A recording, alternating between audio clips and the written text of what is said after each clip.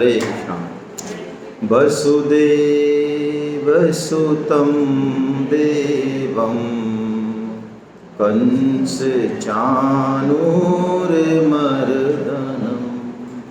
देवकी परमानन्दं कृष्णं वन्दे जगद्गुरुं।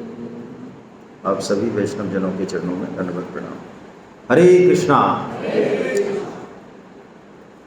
गीता यात्रा पूर्णता की ओर है। सेकंड लास्ट अध्याय, और एक तरीके से कहें तो ये अंतिम अध्याय ही है। अंतिम अध्याय इसलिए कि इसके बाद जो 18वां अध्याय है वो बहुत विलक्षण है और वो पूरी गीता का सार है। उसमें जो कुछ गीता में पहले कह दिया भगवान ने, वही बातों को अलग अलग तरीके से, क्योंकि भगवान की बातें इतनी रोचक हैं कि ऐसा कहीं भी नहीं लगा हमारी तरह कि हम एक बात दोबारा कहें तो बोर होने लग जाते हैं। भगवान उसी एक बात को इतनी रोचकता से कहते हैं कि वो बिल्कुल सारे एंगलों से समझ में आ जाती है। इसके अलावा भी भगवान 18वें अध्याय में बिल्कुल अंत में वो कहेंगे जो उन्होंने गीता में अब तक नहीं कहा। लेकिन इसके लिए, इससे पहले सेकंड लास्ट अध्याय मान लें इसको, इसका नाम है श्रद्धा त्रय विभाग योग। देखिए, गीता में जो अध्यायों का क्रम है ना, उसमें भी एक बहुत बड़ी वैज्ञानिकता छिपी है। वो ऐसे ही नहीं है। अर्जुन भगवान को जो बोलते हैं नाम देते हैं, भगवान अर्जुन को जो बोलते हैं अलग अलग नाम देते हैं अलग अलग जगह। वो भी कोई ऐसा नहीं है कि कहीं भी कोई भी नाम उठा के और लगा दिया, नहीं, बिल्कुल नहीं। हर श्लोक में यदि अर्जुन को कोई नामकरण दिया गया है तो उसका विशेष महत्व है। यहाँ तक कि मैं कहूँ कि उस श्लोक में यदि उस नाम की प्रासंगिकता समझ ली जाए तो वो श्लोक बिना पढ़े ही क्लियर है। मैं एक उदाहरण देता हूँ तो आपको पता लगेगा कि कैसी है गीता।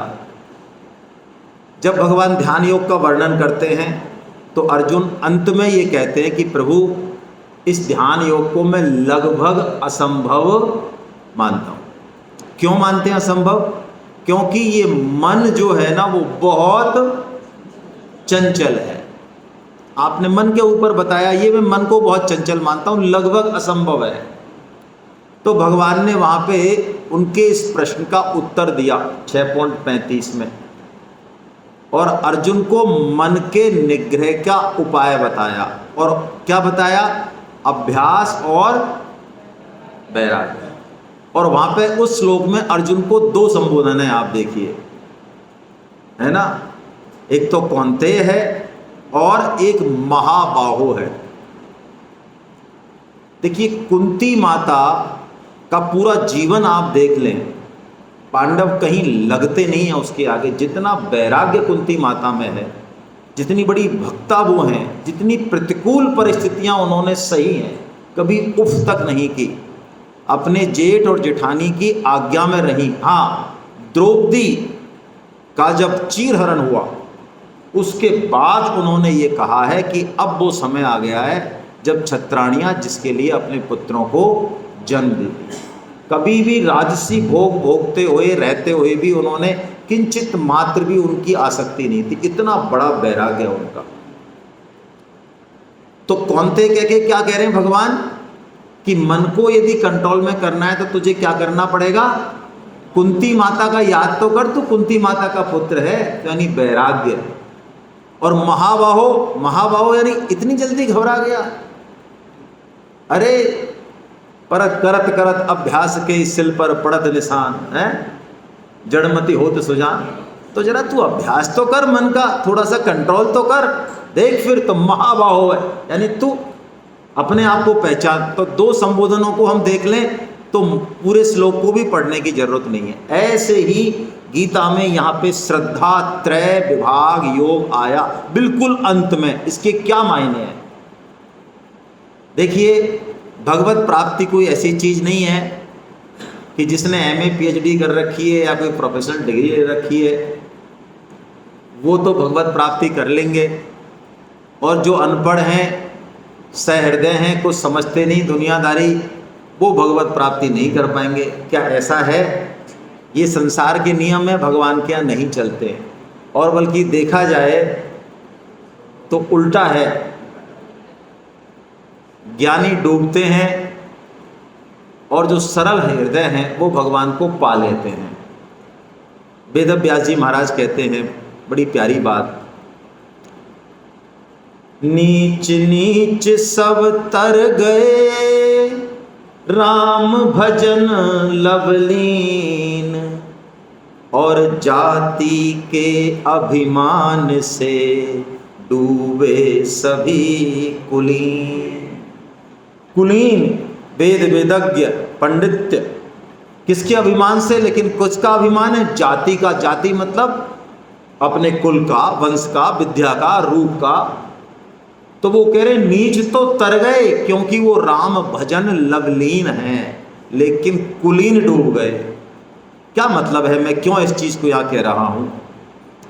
अब तक भगवान ने जो कुछ कहा पहले से और 16वें अध्याय तक, ये सब साधन बताए भगवान ने। कर्म योग बताया, ज्ञान योग बताया, भक्ति योग बताया, ध्यान योग बताया, और भी कई तरह के योग बताए भगवान ने। मुख्य ये बताए और बहुत सारे योग बताए। इन सब साधनों का फल क्या है? इन सब साधनों का फल क्या है? श्रद्धा। यदि हम इन में से कोई सा भी साधन करें और हमारे मन में, हमारे हृदय में श्रद्धा आ गई, तो इसका मतलब हमने साधन को ठीक ठीक कर लिया। और यदि हमने सारे साधन करे बहुत अच्छे से, लेकिन अभी भी भगवान के प्रति, भगवान की बातों के प्रति हमारे मन में श्रद्धा नहीं आई, तो इसका मतलब अभी हम चले तो हैं 2.5 कोस हैं, चले तो बहुत है कोल्हू के बैल की तरह, लेकिन पहुँचे कहीं नहीं है। और यदि किसी ने गीता भी नहीं पढ़ी, रामायण भी नहीं पढ़ी, कुछ नहीं जानता वो, लेकिन उसके मन में श्रद्धा बहुत है, तो डेफिनेट मानिए वो किसी भी पोजीशन में है, गरीब है, काला है, अनपढ़ है, वो हमसे बहुत आगे है, बहुत आगे। जो भी साधन है वो यहाँ आके खत्म होते हैं। क्यों? साधन से यहाँ तक तो पहुँचा जा सकता है, आगे की यात्रा साधन से नहीं होगी। आगे की यात्रा श्रद्धा और विश्वास से होगी। इसलिए बिल्कुल एंड में जाके भगवान नाम रख रहे हैं, श्रद्धा त्रय विभाग योग। 3 तरह की श्रद्धा बताएंगे। आप कह सकते हैं साहब हम तो श्रद्धावान हैं, तो भगवान कह रहे हैं जरा चेक करो अपनी श्रद्धा कि आपकी श्रद्धा कैसी है। 3 तरह की श्रद्धा कौन सी होगी? एक तो सात्विकी, एक राजस, एक, तो हम चेक करें अपने आप को कि हमारी कौन सी श्रद्धा है। तो कैसे चेक करें? तो भगवान कहते हैं पूजा पद्धति से पता चल जाता है कि हमारी श्रद्धा कैसी है। यदि हम देवी देवताओं को पूजते हैं, कामना पूर्ति के लिए इधर उधर भगते हैं, शिरडी के साईं बाबा ढोकते रहते हैं, वो एक नए भगवान पैदा हो गए हमारे हिंदू धर्म में, पता नहीं कहाँ से। हाँ, हमारी मनोकामना पूरी करते हैं, फिर कृष्ण और राम जी को तो हम आले में उठा के रखते हैं, यही है। और फिर हमसे कोई कहे तो हम ज्ञान और झाड़ दें गीता का। अरे कण कण में भगवान होता है, आप क्या चक्कर में पड़ रहे हो? शिरडी का साईं बाबा भगवान नहीं है क्या? वो कौन है, क्या बवाल है वो, क्या फफूंद है वो? जरा देखें उसकी हिस्ट्री है। ये बहुत बड़ी समस्या है हम इंटेलेक्चुअल्स में, हिंदुओं में। शास्त्र पढ़ते ही नहीं, समझना चाहते ही नहीं। कोई भी हर महीने में, 6 महीने में, साल में नया भगवान प्लॉट कर देता है हमारे बीच में, और हम मान भी लेते हैं। भगवान कब होंगे, कैसे होंगे, किस कलर के होंगे, क्या करेंगे, ये सारा शास्त्रों में वर्णन है। भगवान शब्द का मतलब क्या है पहले ये तो समझें, किसी को भी भगवान मानने से पहले। तो श्रद्धा हमारी कौन सी है, यजन पूजन से पता चलता है। हम भूत प्रेतों की पूजा करते हैं। आप में से कई लोग जानते होंगे, मैंने तो सुना ही सुना है, कोई कच्चे कलुआ होते हैं, कच्चे कलुआ होंगे, वो छोड़ देते हैं लोगों के पीछे। कोई ऐसे कोई तंत्र मंत्र जानते हैं, शमशान वगैरह में वो कच्चे कलुआ लगा देते हैं पीछे, सामने वाला परेशान होता रहता है। ये आपकी श्रद्धा ऐसी है कि नहीं? नहीं, हम तो सब जानते हैं। तो ये आपकी तामसी श्रद्धा है। हालांकि मैं आपको बता दूं एक बहुत प्यारी बात जो स्वामी जी कहते हैं, घबराने की जरूरत नहीं है। जितनी संसार में हमारी पकड़ है, उतने ही अंश में ये कच्चे कलुआ और देवी देवता हमारा कुछ बिगाड़ सकते हैं। यदि भगवान से हमारा आस्था है, हिम्मत नहीं इनकी जो देख जाए हमारी तरफ। हाँ, संसार में जितनी आसक्ति होगी, पकड़ होगी, उतना तो बिगाड़ देंगे वो, क्योंकि उनकी चलती वही है। तो पूजन विधि से पता चल जाता है, आप भगवान श्री राम को मानते हैं, उनकी लीलाओं में आनंद लेते हैं, तब तो आपकी श्रद्धा सात्विकी है। आप गीता रामायण में आनंद लेते हैं। लेकिन कोई कहे साहब हम तो पूजन करते ही नहीं, हाँ क्या फायदा है फालतू की चीज़ों से, हम तो कर्म करते, कर्म, हाँ कर्म। कर्म करने के लिए कोरोना में नहीं किया तुमने कर्म, जब तो छुप गए वहाँ साल भर घर में, जब कर्म क्यों नहीं किया? एक कर्म करने के लिए सूरज उग रहा है, चंद्रमा उग रहा है, तुम्हारी इंद्रियां चल रही हैं, तुम्हारी बुद्धियां, ये खाना पच रहा है, कोई दौड़ रहा है, कैसे हो रहा है कुछ पता है? कुछ पता नहीं है। लेकिन कर्म करते, कर्म, ये कर्म कैसे होता है? 80 साल के क्यों नहीं करते हो कर्म? जब खाट में पड़े पड़े वहाँ आवाज़ नहीं निकलती है, तब क्यों नहीं करते हो कर्म? कर्म की थोड़ी बहुत बहुत बचकानी बातें हैं। इसका मतलब ये नहीं कि मैं कर्म के लिए मना कर रहा हूँ, लेकिन कई लोग कहें साहब हम तो पूजन ही नहीं करते, तो हमारी श्रद्धा का हम पता कैसे लगाएंगे? तो भगवान कहते हैं अच्छा भाई साहब आप रोटी तो खाते होंगे, हाँ वो हम 4 बार खाते हैं। भोजन हम करते हैं 4 बार। तो भगवान कहते हैं भोजन जिस तरह का तुम करते हो, उससे भी पता लगता है कि तुम्हारी श्रद्धा कैसी है। देखिए श्रद्धा है क्या? विश्वास नहीं है, विश्वास नहीं है। विश्वास तो ये है कि जब हम बिल्कुल रूबरू हो जाए किसी चीज के, वो विश्वास है। श्रद्धा उसमें होती है जिसको अभी हमने जाना नहीं, समझा नहीं, देखा नहीं, लेकिन हम मान रहे हैं, गुरुजनों की सुन के, संतों की सुन के, शास्त्रों की सुन के हमारे मन में ये विश्वास है, देखा नहीं है। रमन महर्षि से एक बार पूछा किसी ने कि क्या आप भगवान को मानते हो? कि नहीं मैं नहीं मानता हूँ। अरे कि क्या कर रहे हो आप? आपके पीछे तो सब दुनिया जानती है कि आप इतने बड़े योगी हो। उन्होंने कहा मानने की क्या बात है भाई, मेरा तो प्रत्यक्ष साक्षात्कार हो चुका है, मुझे मानने की क्या जरूरत है? मेरा तो साक्षात्कार हो गया, मुझे श्रद्धा की क्या जरूरत है? मेरा तो विश्वास है। आप इस चीज को यदि परखना चाहें तो 12वें अध्याय में भक्तों के लक्षण बताएं, सिद्ध भक्तों के, जो सिद्ध भक्त हो गए उनके लक्षण बताएं 39 12वें अध्याय में, 12.13 से और 12. अब श्रद्धा यदि इतनी बड़ी चीज है तो भक्तों के लक्षणों में श्रद्धा आनी चाहिए ना, आनी चाहिए ना, लेकिन वह नहीं है। उन 39 लक्षणों में श्रद्धा नहीं है। आप कहेंगे ये क्या बात हुई? अरे श्रद्धा की जरूरत तब तक है तब तक सिद्धि नहीं हुई। सिद्ध हो गया, साक्षात्कार हो गया, फिर श्रद्धा की क्या जरूरत है? फिर तो विश्वास हो गया, ओके। श्रद्धा तभी तक है, लेकिन सात्विकी श्रद्धा यदि है, भगवान की बातों में श्रद्धा है, तो फिर श्रद्धा और विश्वास में अंतर कुछ नहीं रह जाता, फिर बराबर हो जाता है। जैसे कि मैं आपको बताऊं, एक बार नारद जी जो है भगवान के यहाँ से आए, तो पहले दुर्योधन के पास पहुँचे, तो दुर्योधन को देखते ही हंसा, और पर्यटन मिनिस्टर क्या कर रहे हैं तुम्हारे प्रधानमंत्री, है ना, हैं तो वो ग्वाले लेकिन फालतू की डींगे हाँकते रहते हैं बड़े बड़े, क्या कर रहे हैं वो तुम्हारे बैकुंठ में बैठ के फालतू का काम? उन्होंने कहा कुछ नहीं कर रहे हैं, एक सुई ले रखी है उन्होंने, और सुई की छेद में से इधर से एक हाथी ले रखा है, उसको निकालने की कोशिश कर रहे हैं। जैसे तुम गप गोष्ठी वाले, ऐसे ही तुम्हारे मालिक हैं, भला सुई के छेद में से हाथी निकलता है। फिर वो नारद जी वहाँ पहुँच गए युधिष्ठिर के पास। युधिष्ठिर ने पूछा प्रणाम प्रभु, हमारे प्रभु कैसे हैं, क्या कर रहे हैं? अरे क्या कर रहे हैं, कुछ नहीं कर रहे हैं युधिष्ठिर जी, एक सुई की छेद में से हाथी को निकाल रहे हैं। तो युधिष्ठिर की आंखों में आंसू आ गए कि देवर्षि आप हाथी की बात कर रहे हैं, वो सर्वसम्मत त्रिलोकी नाथ हैं, वो चाहें तो ब्रह्मांड को निकाल दें सुई में से, आप हाथी की बात कर रहे हैं। ये श्रद्धा है, बुद्धि से परे की बात है। तो श्रद्धा की हम पहचान कैसे करें, हमारी ये बात चल रही थी, है ना, क्योंकि अर्जुन ने ये प्रश्न पूछा। क्यों पूछा? 16.24 में भगवान ने कह दिया कि भाई शास्त्रों के अनुसार चल। तो अर्जुन ने कहा, जैसा कि अभी प्रश्न पूछा कि शास्त्र तो इतने, हम तो किसी शास्त्र को पढ़े नहीं, तो फिर हमारी क्या गति होगी? तो भगवान ने कहा जैसी तुम्हारी श्रद्धा होगी वैसी तुम्हारी गति होगी, है ना। तो फिर श्रद्धा को पहचाने कैसे? तो श्रद्धा को ऐसे पहचानते हैं, आहार से। कैसे पहचानते हैं? 3 तरह के आहार का वर्णन किया भगवान ने यहाँ। वैसे ये आहार का वर्णन नहीं है, आहार के प्रति हमारी रुचि का वर्णन है। देखिए हम लोग प्राय रजोगुनी हैं, सब प्राय।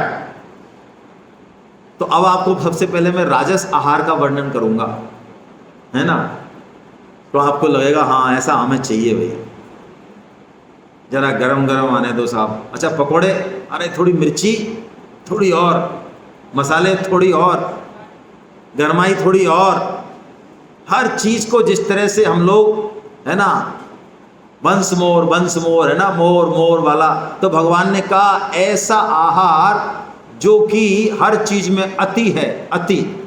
और सुबह वो क्या करता है वो अलग बात है, लेकिन वो स्वाद जो है ना, स्वाद के पीछे हम लोग आहार इस तरह का लेते हैं, तो वो राजसी श्रद्धा है।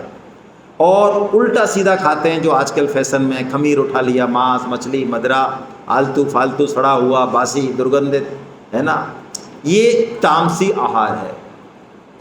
और अच्छे आहार शुद्ध सात्विक, ड्राई फ्रूट्स है, दूध दही मक्खन, बड़े अच्छे सात्विक तरीके से बनाए हुए, ये यदि हमारी रुचि ऐसे आहार के प्रति है। जैसे आप एक चीज़ में प्रैक्टिकली बताऊं, आप में से ऐसे कितने